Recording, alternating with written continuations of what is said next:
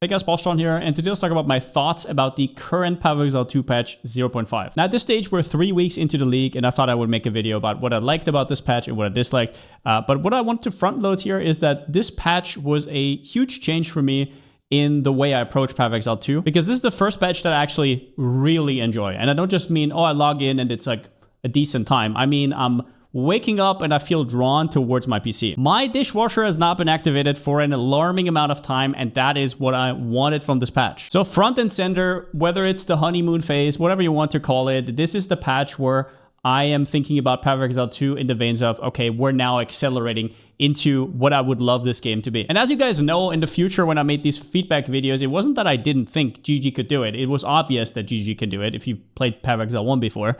It was just I did not expect it to happen this fast or from one patch to another. And don't get me wrong, the game still has a slew of problems. We'll talk about that a little bit later, but I want to really focus first on what I liked about this patch. Number one, this is the most GGG patch I've ever seen. And what I mean by that is it's quirky and it has stuff that isn't necessarily needed, but it's awesome. We've seen a player sacrifice themselves at level 100 so everybody else gets a passive point. Is that needed? No. It's awesome though. We have seen secret quests where you drop a quest item from a side boss that is extremely rare, and then you have to somehow figure out that you have to get 10,000 mana and then right-click the quest item, and then you get a, what is it at this point, 400 divine unique item.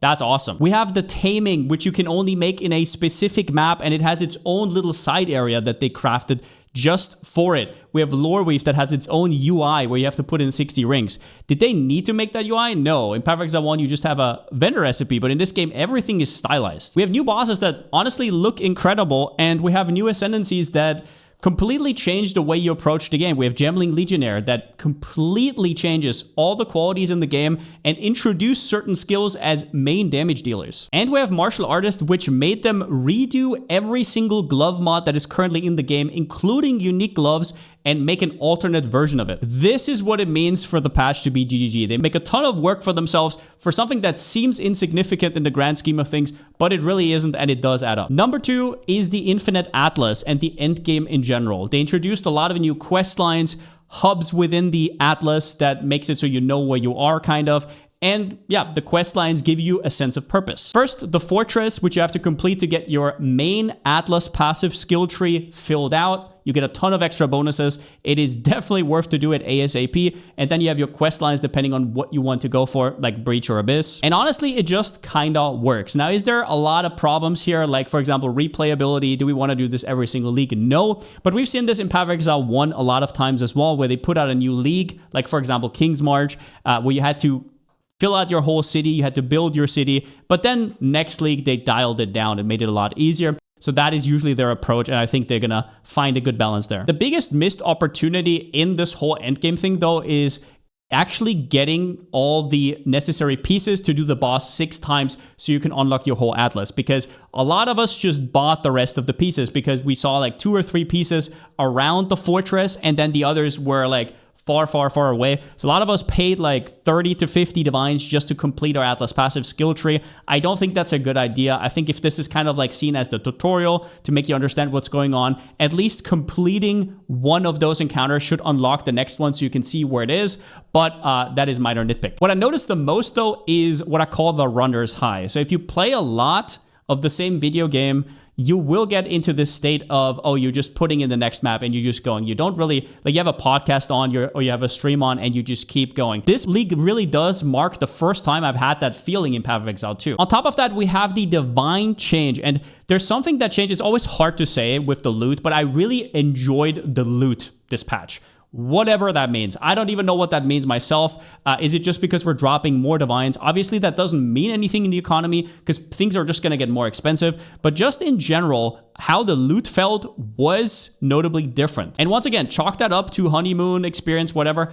I enjoyed picking up loot this league a lot more than usual. And I don't think it was just the divines. It was just the whole cocktail kind of being right. Number 3 here, I think the campaign improved quite a bit. And before the league, we've heard that Jonathan actually played through the campaign. I think he said he played through it with wolves, and he talked about a lot of the issues, and we saw that addressed right here. So, for example, you might have noticed that you get a lot more uncut support gems now. I was wandering into the Rusted King with all 3 links, and that is not by mistake. That is by design. There's a lot more uncut support gems right now. I also felt like the game was overall a little bit easier in Act 1. I don't know if that was actually changed or if it was just because I had more support gems and therefore was more powerful, but it did feel like that. And it made Act 1 seem less punishing. There were also some layouts that have been improved upon. Obviously, layouts we'll talk about in the downsides once again because I just have to keep mentioning them. But overall, the campaign felt a lot better. Now, would I like to redo it over and over? Still definitely a no, but I had a lot of fun on my first character. With that out of the way, let's talk about a few things that I didn't like. The first thing is the performance, and I'm also going to take servers into that. But in general, my game has been running really badly, and that is while I'm streaming and also off stream. The Atlas in particular is extremely laggy. If you've been playing any sort of expedition and you're out on the ocean, you're going to get an even more extreme version of that. The quests were extremely laggy. My loading screens have been more than double than usual. My GPU and my RAM are constantly crying out to me for help. And I had to, even while I'm streaming, I had to turn off hardware acceleration on my browser. I don't know what's going on there, but there's something wrong. On top of that, the bugs, which we have whole quest lines not working correctly, passive points not working, Atlas passive tree is not working, certain skills not scaling correctly. There has been a ton, and they have made a real effort in the first 2 weeks to counteract some of that, but there's still a lot. Now, is that to be expected? Of course, they threw out so many things this patch, but this is still something that I hope they can improve on, especially because they want to release more and more leading up to the release in around about December, so they will really have to step it up there. Number 2, the layouts. This game is still Dead End City, where you go into a corner and you just do not understand. You're greeted by a rare chest, and you just do not understand why this corner exists. It is just there to piss you off. And there is actually more nuance to this than that, because in this game, I realized the biggest issue is actually light radius. And if you don't know what light radius is, it's definitely an undervalued stat, and it reveals parts of your minimap before you get there. Now, if you've ever had this experience, it is not just a campaign thing, although it is felt the most in campaign. Even in Endgame, you will literally walk down a line and just run by a breach, missing it by a little because you don't see it on the screen, and it's just off screen. It is weird, because what is the minimap actually for then? And sure, you could say, wait, well, just spec into light radius, but there's actually not a lot of ways to access it. There's like 40% on the tree and very, very low amounts on your gear. But if you've played Endgame and you've ever tried out light radius and incorporating it to your build, it's actually pretty wild how much the experience changes. So my solution would be to increase the light radius from the get-go so that campaign is a little bit easier to traverse.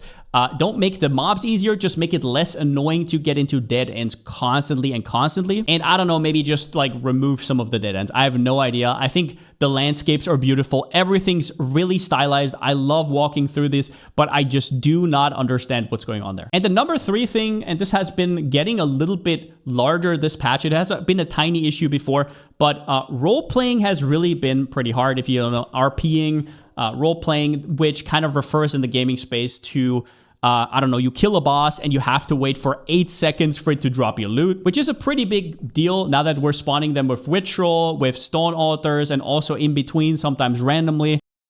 Then having to go to 5 different hubs to do certain things, for example, having to go to Breach to put in your Breach stones, or having to go to the, whatever it's called, the Waywood tree to get your instill on your amulet. That is what I mean with RPing. These are all things that seem thematic and seem cool when you do it the first time, but there are things that you will have to do repeatedly over and over and over, and they get very grating. And I understand that this kind of style matters, but I think there is a right time and place to apply it, and things that you do over and over hundreds and thousands of times is not the place where you need a, I don't know, uncuttable scene every single time, or having to wait for delayed loot. And if you think they aren't hyper aware of that, well, they have even changed something like lore weave. If you don't know lore weave, you could before do in Act 4. They have now hidden it in Kingsmarch. So you have to now go to Kingsmarch. You have to open a map, go into Kingsmarch to even hand in your lore weave. It's just a small tidbit, but all of these things really do add up for a lot of small minor annoyances. And my last point for things I did not like is the tablet biome system. Now, this one is a little bit weird because it depends on what strats you're doing. It depends on how much you're investing into your tablets. I know a lot of people who just throw in whatever tablets, and that is fine. But if you're doing a dedicated strats, having to micromanage, having to find a city, having certain tablets for certain maps that you have to throw in and out, this micromanaging, I think, will get really stale really soon, or already has for some people. And while I'm not the biggest fan of tablets, if they ever want to keep this in the game, I would highly recommend them to have a way to kind of switch between tablet plans or anything like that, so you make it less annoying, or just have a small stash next to where you put in the waystones, kind of like in Path of Exile 1. And on that note, I also want to mention that having no Atlas passive skill tree respecs, or whether it be the big tree or the minor trees, is, in my opinion, a mistake. I understand what they're going for, because you can unlock, technically, you can unlock all the points. So why would you have to respec? But it does actually hinder them quite a bit. First, because most people take a long time until they get all their points. So if they spec the wrong points at the start because they just YOLO it, then that's an issue. That's really, really bad, and they will fall behind for no discernible reason. And as well as that, they open themselves to needed hotfixes where there's certain points that just completely screw you. And that is something they've already had to fight with.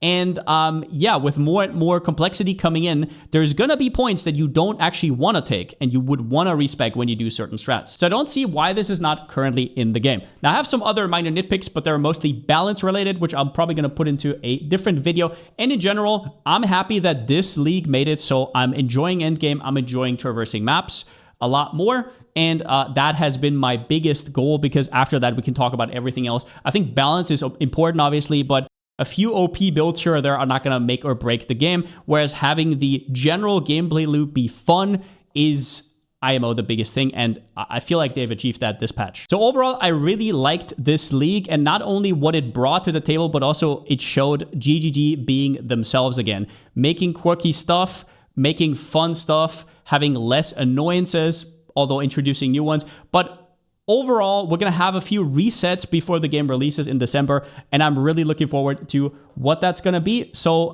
yeah, I'm still not done with the league. I'm still having fun 3 weeks in. Kind of all I wanted. Hope you guys enjoyed as well. Put in the comments if I forgot something. I'm sure I did. But with that being said, since I still don't have a slogan, see you next time.